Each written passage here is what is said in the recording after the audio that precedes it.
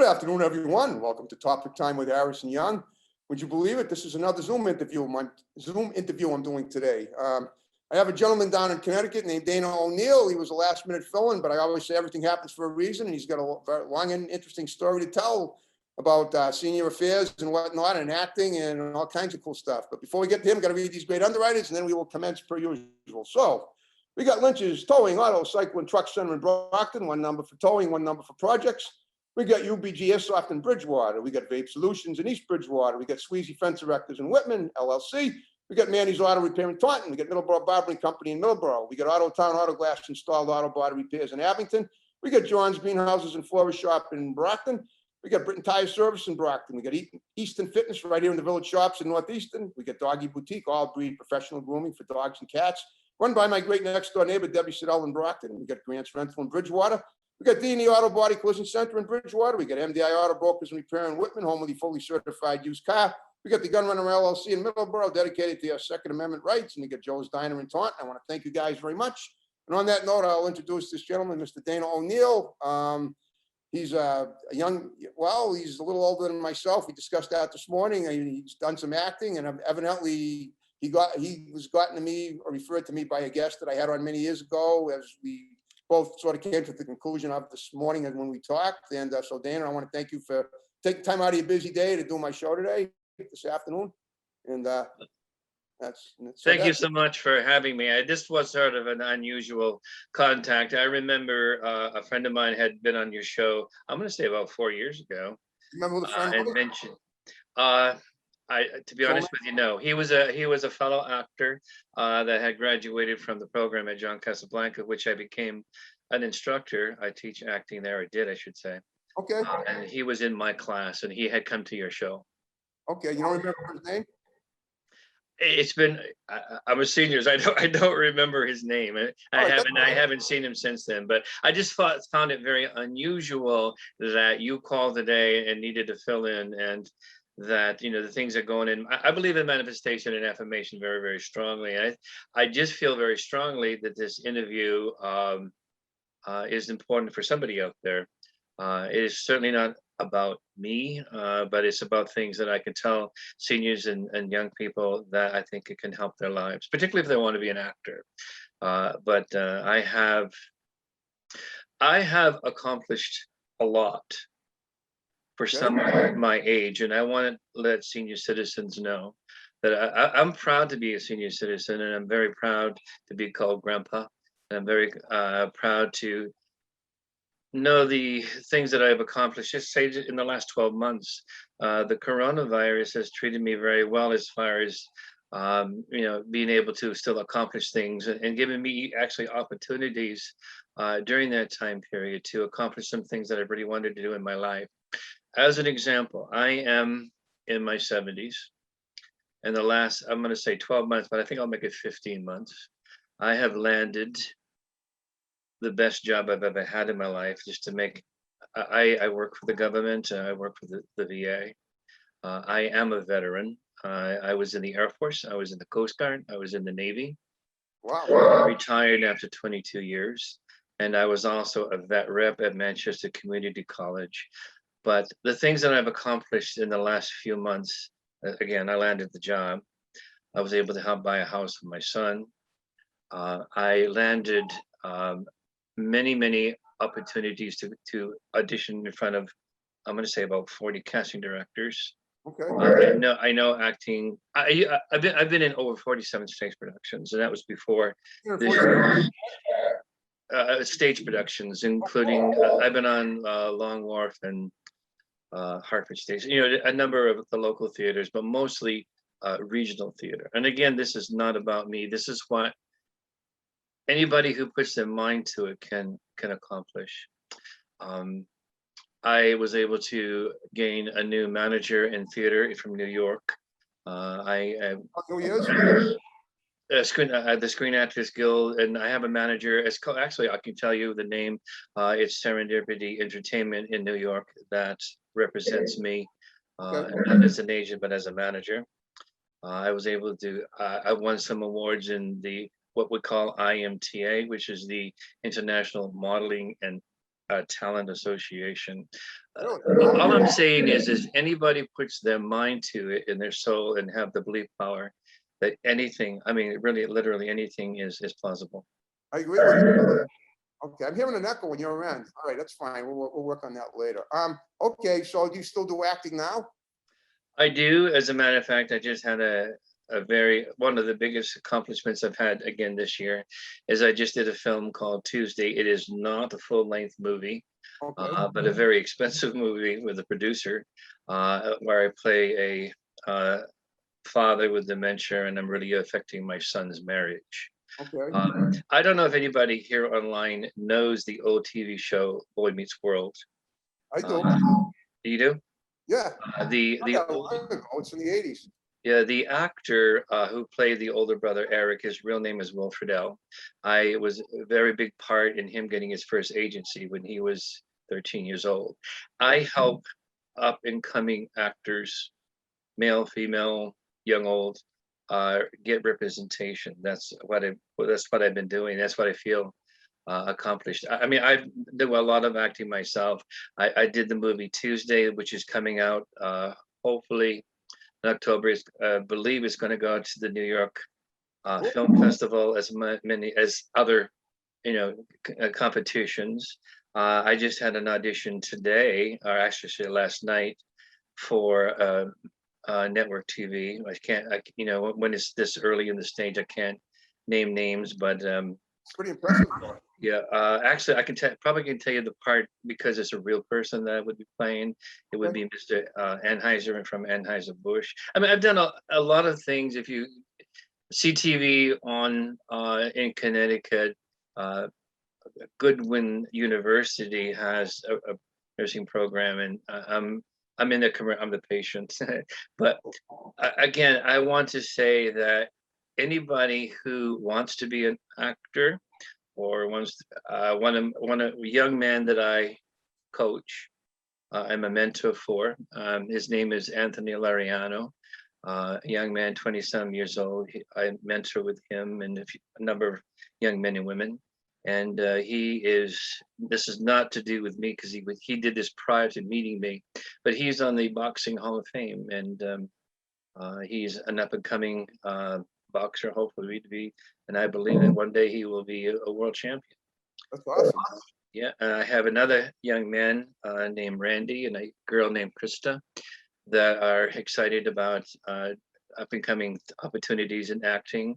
Another senior citizen named Patricia Cavino, is taking lessons with me, and we meet once a week on Zoom and practice our skills. And I seem to, my wife says I'm a better director than I am, and a coach better than I am an actor, but my acting skills now for film, which is a little different than acting on stage, is good. Another thing I accomplished in the last few months is I have completed my 5th college degree. I have a degree in I took directing at Yale, only a summer course, but I do have a degree in theater from Central Connecticut State University. I'm getting a degree in business administration, which is a master's. So put your mind to it, accomplish it, don't give up. I guess is what my message and purpose is today. If there's anybody out there who's interested in developing the skills to become a professional actor and to get representation, contact me. I'll help you. I don't care who you are. I don't care if you're from Maine or Massachusetts or Connecticut, but Okay. All right, let's talk about how I'm helping the people out that we were discussing earlier this morning. Remember you said that the people that are in the senior citizens age range. right. I just wanted to use myself as an example. We did mention senior citizens. Right. And I guess my advice and my example is to not let our age bring us down. Don't let our age be our limitation. Let it be an advantage, just like the coronavirus. I'm using it as an advantage. So for the young people out there, please seek out senior citizens because they have much more years of experience living in this world, and experiences that are good and bad. So let them tell you about the good experiences so you don't have to experience the bad. Let their education and their knowledge bring forth what you desire on your vision board. I use a vision board all the time as a senior. If I'm looking at it right now as I'm looking about my screen. Can you hold it up a bit? Can you hold it Sorry? up?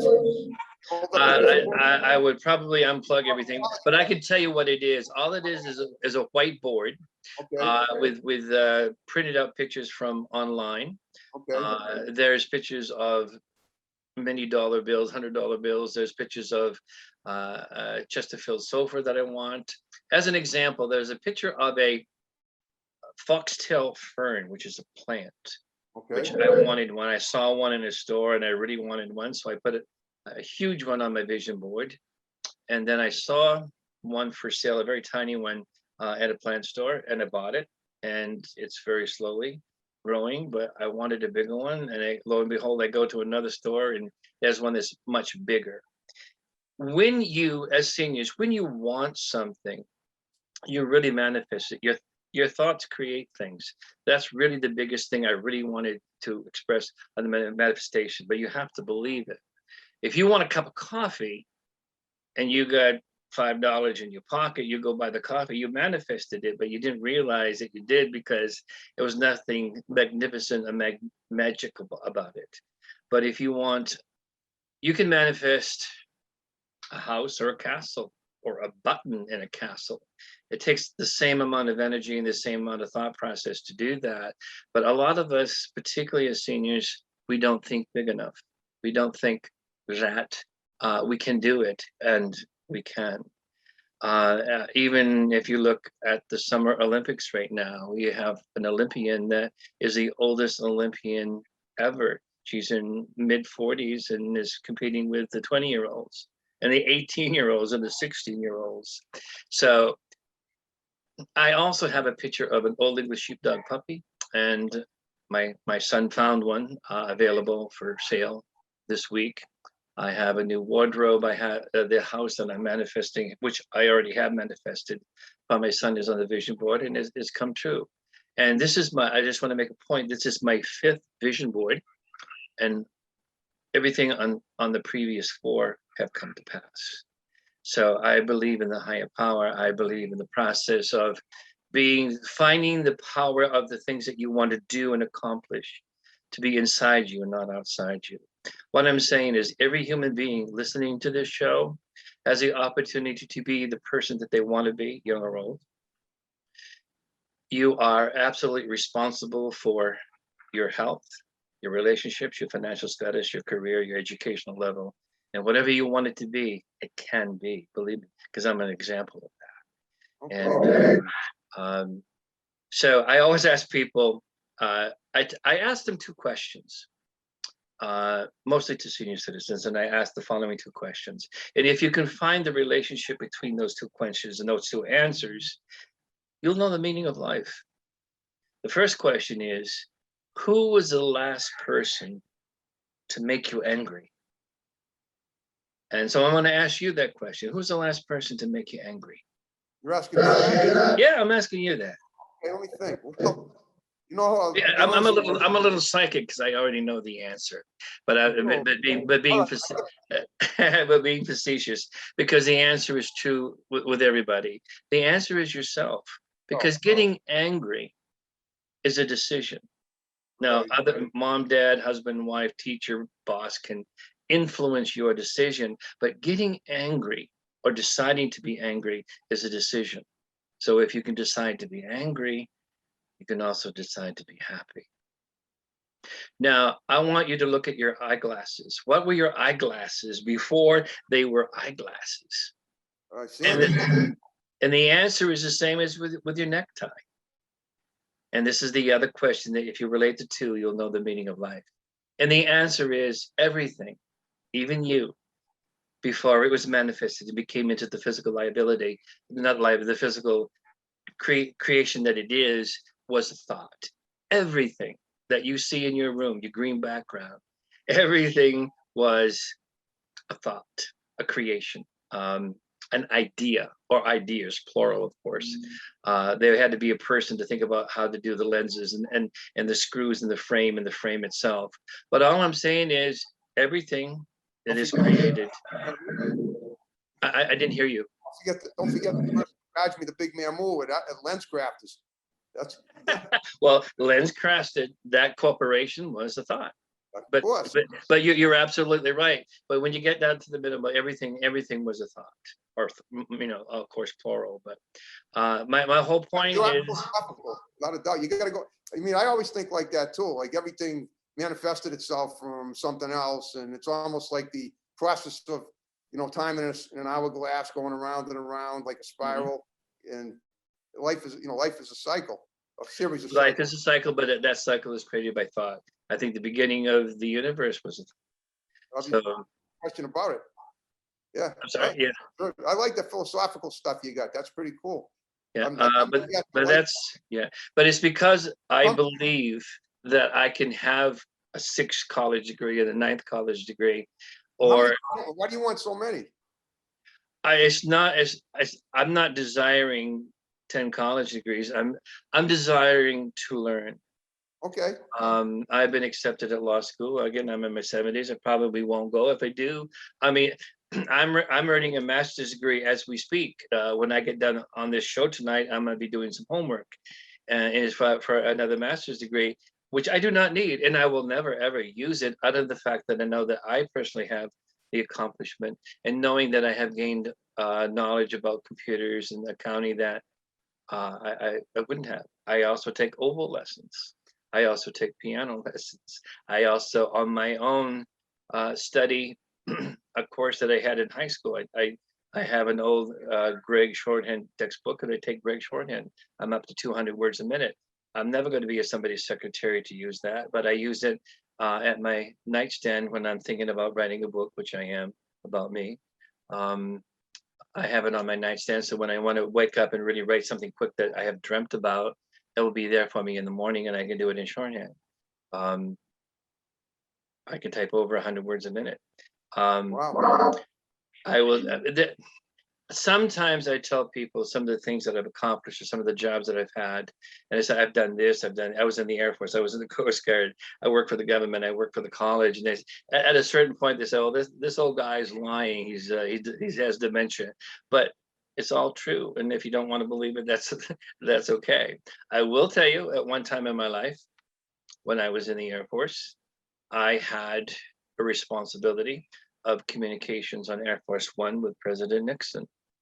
So what? Wow. It's okay. It was the president of the United States, but it was a job that I had in the Air Force. In the Coast Guard, I was a yeoman, which means secretary to the Dean of Academics at the Coast Guard Academy.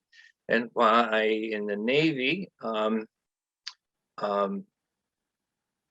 was in JAG. I worked for the lawyers.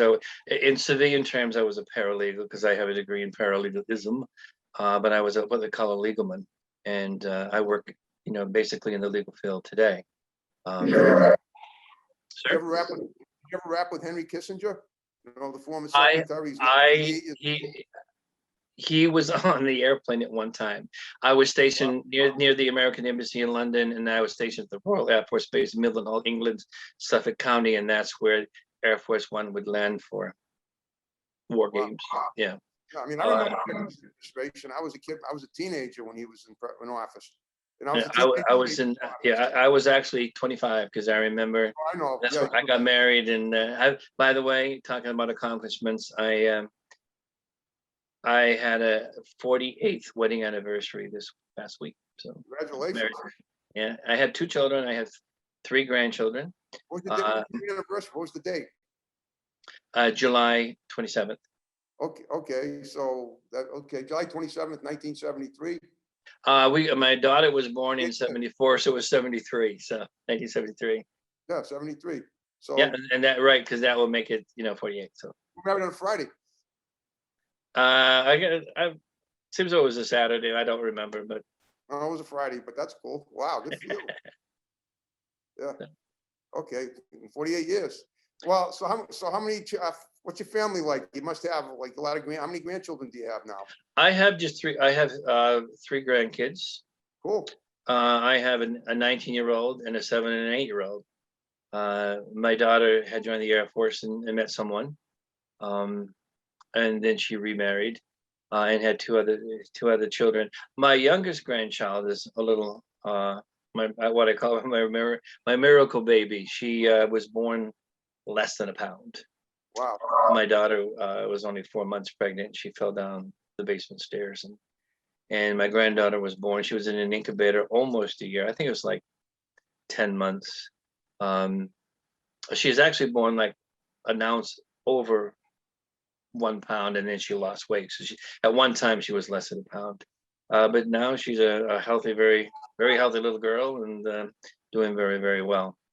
She has one little lazy eye, but that's the only the only negative thing about it. And she's does very well in school, in school, and is working on becoming a very powerful young lady. She'll probably hold some kind of office someday. Glad I am covering this stuff. That's great. All right. Well, so let's look toward the future then. Now I know you obviously you pretty much summed it up. But do you have any projects on the horizon? You got a book going. You're doing your autobiography. It sounds like, right? I'm writing a book, and again, I just want to emphasize. I really don't want it to be about me. I want it to be about.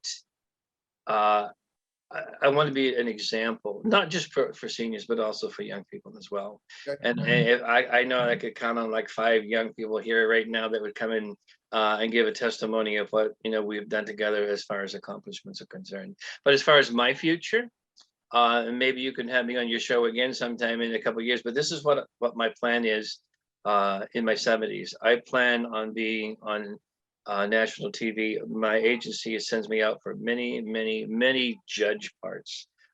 Jeopardy, not Jeopardy, but Law and Order Special Victims Unit, Manifest, for Life. A great number. I'm looking at the list of things that she sent me out. It's probably over 100 auditions. You don't believe me, you don't get all the auditions. You get, you apply for them, you're very lucky to get them. But if you believe in them, then they my belief is they do for me, they do come true. I don't know if you know this or not, but a lot of people, no, I'll take that back. A small percentage of people who win the lottery win it again because of their belief power. I believe your belief power in yourself is very, very strong. Now, I had brought up the topic of Will Friedle. Will Friedle is the guy who played the older brother in Boy Meets World. And he was actually the son of the 5th son of my commanding officer and my managing partner of a law firm that I used to work for. And I helped him get his agent.